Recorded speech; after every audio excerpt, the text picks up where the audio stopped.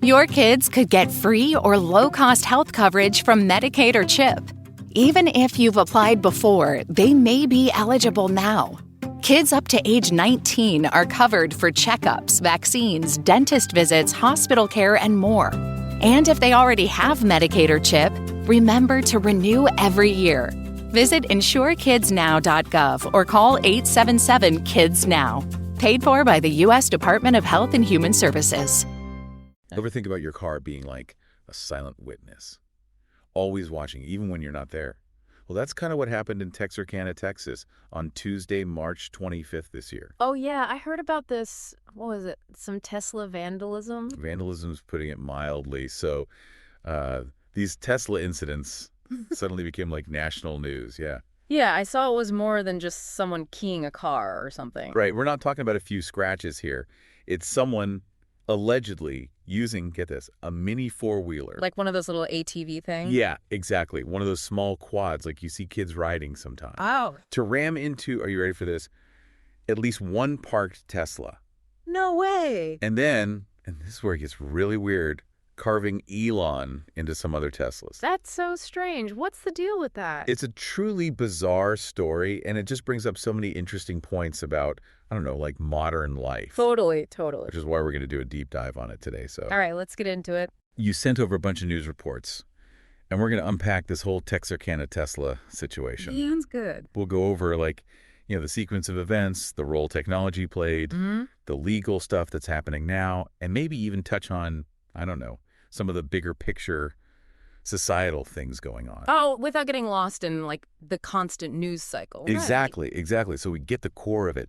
What's fascinating to me is how something that seems like a really localized thing, you know, in some Texas town can suddenly become like this national story. Yeah. It's really interesting, like a microcosm of all these different things going on. Right. It gets at, like, you know, individual motivations, but also how much technology is just part of our lives now. Oh, for sure. And how that connects to crime, but also how we find out about crime and solve it. Totally. And as you mentioned, there might even be some, like, bigger societal undercurrents going on that are worth thinking about. Definitely worth exploring. So where do we start? Okay, let's break down what actually happened. So Tuesday, March 25th, 2025. That's the day it all went down. Right. The guy who's been arrested is a 33-year-old named DeMarcus Marquise Cox. DeMarcus Marquise Cox. Got it. And the early reports, they say, they detail this pretty unusual way of doing this vandalism. Yeah, you mentioned the ATV, right? Right, using this mini four-wheeler to ram into a Tesla. I mean, that's not just, like, keying a car. That's something else. No, not at all. And then the Elon carved into other cars, you know. Yeah. It makes you think there's something more specific going on. Oh, yeah. It feels targeted, for sure. It's not random. Right. It's beyond random property damage, for sure. And you said it wasn't just one spot. This happened in a couple places. Yeah. They're saying it happened in the parking lots of a Golden Palace Chinese buffet and a Lowe's. A buffet and a hardware store. That's kind of a weird combination. It's a pretty surreal picture, right? Yeah. Almost comical in a way. It is. It's like, what? The detail about the ATV, though, that's getting me. Right. That's not something you just do on a whim. It's like he planned this. Right. There had to be some premeditation. Makes you wonder, was there a bigger message he was trying to send?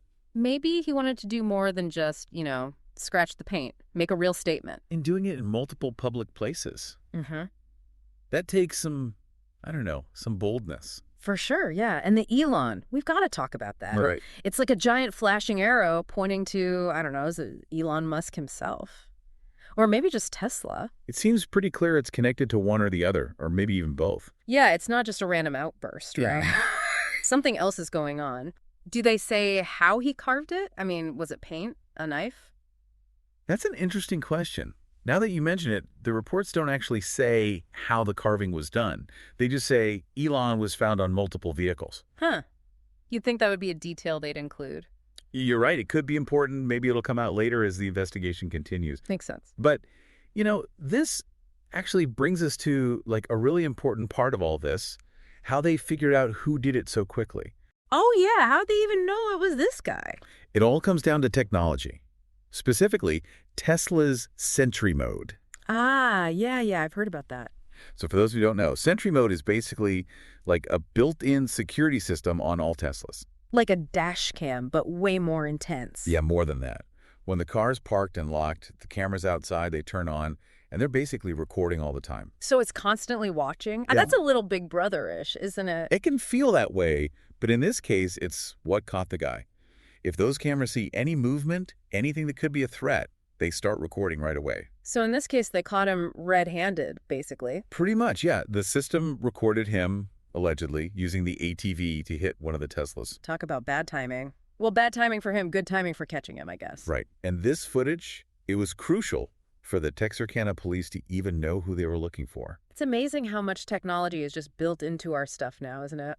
It really is, and how much of a role it plays in stopping crime or solving it. It's like those doorbell cameras everyone has now, constantly recording everything. Right, and it raises a lot of questions about privacy, like where's the line? Exactly. And what's interesting here is the quality of the footage these systems get. It's not some grainy, blurry mess. It's often high definition. You can see everything. You're right. It's not like old civility cameras. So essentially, these cars become like these constantly vigilant witnesses. It's a bit wild to think about all this data being collected all the time. Right, and by private cars. Not even like official surveillance systems. Makes you wonder how much footage is out there that we don't even know about. Exactly. It's a whole other conversation about privacy and what's acceptable. Kind of reminds me of the whole debate about those doorbell cameras. Totally. It's like they're for security, but they also end up capturing so much random stuff. Yeah, it's a tricky balance, and we're still figuring it out as a society, you know. Yeah. But because of this video evidence, the Texarkana Police Department, they moved really fast. And they arrested this Cox guy. Yep. And he's facing some serious charges now. Felony criminal mischief, for one. Felony. Wow. Why is that? Because the damage to at least one Tesla is estimated to be between $2,500 and $30,000. Once you hit that amount, it crosses into felony territory. So it's based on how much money it costs to fix it. Right. And he's also facing a charge for not giving his ID to the police. Didn't cooperate, huh? What else could they charge him with? Well, they've said they might add more charges as they keep investigating, especially because of the damage to those other Teslas, the ones with the Elon carvings. Right. So what happens now? Is he in jail? He's being held at the Bi-State Justice Center, and his bond's been set at $105,000. That's a lot. They're not messing around. No, they're not. Felony criminal mischief, depending on the details and how much damage was done, it can come with big penalties like huge fines and even jail time. Wow, it really escalated quickly from some car damage. It did. And, on top of that, the Tesla owners, they could sue him too. They could sue him, yeah. What for? In civil court to get the money back for fixing their cars. And remember, that extra charge for not giving his ID, Yeah. that just adds another layer of legal trouble for him. It's interesting, because you think of vandalism, it doesn't sound that bad, but... But it can have some serious consequences. Exactly. Big time legal and financial repercussions, especially when it goes above a certain dollar amount. Right. And the civil lawsuits, those can be really costly too, not just for fixing the car, but also legal fees, all of that. Right. It all adds up. And that bond amount, $105,000, that says a lot about how seriously they're taking this. Oh, absolutely. And then, of course, there's the whole question of why he did it in the first place. Yeah, what's the motivation here? Well, the Elon carvings, those seem to be the biggest clue. They definitely suggest he's got something against Elon Musk or Tesla, right? Exactly. It seems like there's some kind of animosity there, whether it's personal towards Elon Musk or against Tesla as a company, or maybe both. It has to be more than just random anger, right? Right, especially with that carving.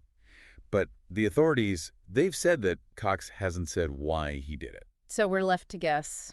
Pretty much, yeah. Yeah. We've got to look at the clues we have and see what makes sense. We've definitely seen more and more of this stuff online, Like what? People targeting brands, public figures, all sorts of stuff. Yeah, I've seen that. It can get pretty intense online. It can.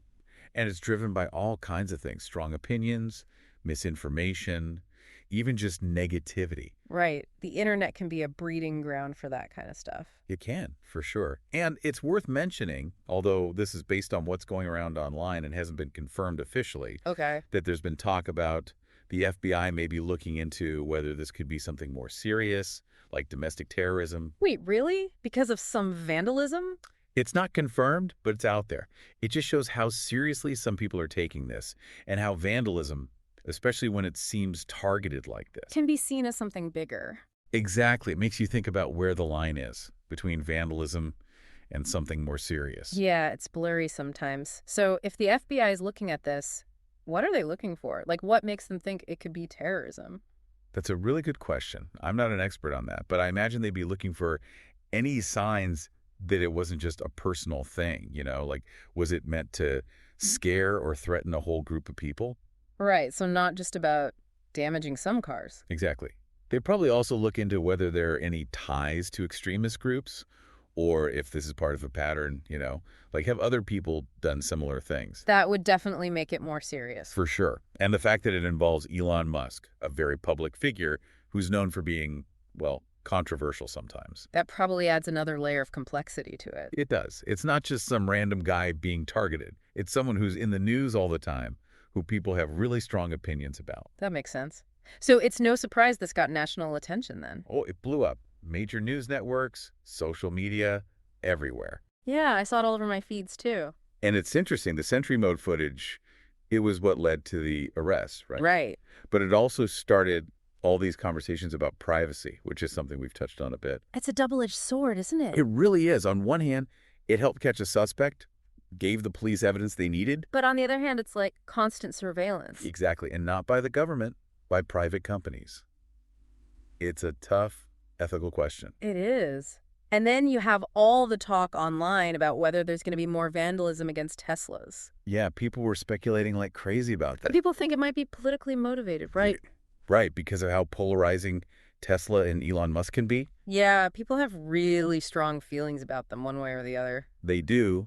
But again, we have to be careful. This is all stuff from online discussions. It hasn't been confirmed by the police or anything. Right. Important to remember that. But all this brings us to, like, the bigger picture, right? Exactly. This didn't happen in a vacuum. Yeah. Like, how does this fit into everything else that's going on? Right. We're living in a time that's pretty tense, right? Oh, definitely. Lots of division. Yeah. And it feels like all that tension can come out in weird ways sometimes. Yeah, this could be one of those ways. It could be. And social media, it doesn't help, does it? It's a mixed bag, right? It connects people, but it also... It can make things worse. Yeah, it can amplify extreme views, make people even more divided. It's like the real world and the online world are constantly feeding into each other. A feedback loop. Exactly. But it's important to remember, technology itself isn't good or bad. It's just a tool. Right. It depends on how it's used. And in this case, we see that duality really clearly. Like, on the one hand, maybe online platforms played a role in shaping this guy's views or whatever led him to this. But on the other hand, the technology, the Sentry Mode, that's what caught him. Right. It's a powerful tool for both stopping crime and solving it. It's wild. It really shows the complicated relationship we have with technology. It can be a problem and a solution at the same time. It really can. What about the police in all this? They seem to have handled it pretty well. Yeah, the Texarkana Police Department, they were quick, efficient. Got to give them credit for that. They did a good job. It shows how important it is to have thorough investigations to really follow through on these kinds of things. And their collaboration with technology, using that Sentry Mode footage, that was key. Oh, totally. That's what made the difference. It makes you wonder, what's next? What are the implications of all this? Good question. Will we see more people, like, getting extra security on their EVs? Maybe, yeah. Or maybe even more advanced versions of these surveillance systems on all kinds of cars, not just Teslas. It's not hard to imagine that happening. Not at all. And legally, what happens in this case with the Sentry Mode footage and how it's used as evidence, that could set some precedents for other cases in the future. Yeah, that'll be interesting to see how it plays out, if it changes how these things are handled legally. For sure. And the big takeaway for me is that we really need to be talking more about how technology is changing the way we think about crime, Oh, absolutely. This case just highlights how much it's already changed things. Right. And it's only going to get more complex. Right. So let's wrap this up, bring it all together. What did we learn from this bizarre story in Texarkana? Lay it on me. It's more than just some crazy vandalism with an ATV and some weird carvings. It's this whole mix of things. It's like a perfect storm of different factors. Exactly. You have the incident itself, the role technology played in catching the suspect, the legal stuff that's happening now, which could be pretty serious. And the likely motivations, which seem to be tied to Elon Musk or Tesla. Right. And then how this whole thing blew up nationally, got everyone talking about privacy, about technology, about the tensions in our society. It's wild. It's wild how it went from this small town thing to this big, complex issue. It really is. And we did this deep dive based on the reports you sent over to try and make sense of it all. Get the full picture without getting lost in all the noise. Exactly. Mm-hmm. So here's a final thought for you to consider. All right, hit me. With technology like Sentry Mode becoming more common, not just on Teslas, but maybe all kinds of cars in the future, Mm-hmm. how do you think that's going to change the way we think about crime? The way police gather evidence? Even the way we act when we're out in public? That's a big question. It is, and it's not just about catching vandals. It's about how this kind of constant recording, this passive surveillance, might change our whole society. The way we think about privacy, the way we behave. It's like, are we all going to be on camera all the time? It's possible, and it's not necessarily a bad thing, but it's something we need to think about. Yeah. Because it goes way beyond just this one case in Texarkana. Food for thought. Exactly. Today is your lucky day. Today is the day that our $3 website works for you, paying you directly to your PayPal daily. Imagine $3 ongoing continuous payments to your PayPal account. Imagine falling asleep and waking up to $300 in your PayPal account. How would this make you feel? How could this help you? What bills could you pay? What kind of fun could you have? What does that retirement look like now? All for a one-time payment of $3. This website is DFY done for you, fully built and completely hosted, and never stops collecting payments for you. You have spent $3 on coffee on a regular, but that coffee won't help you create multiple streams of income. Click the link below.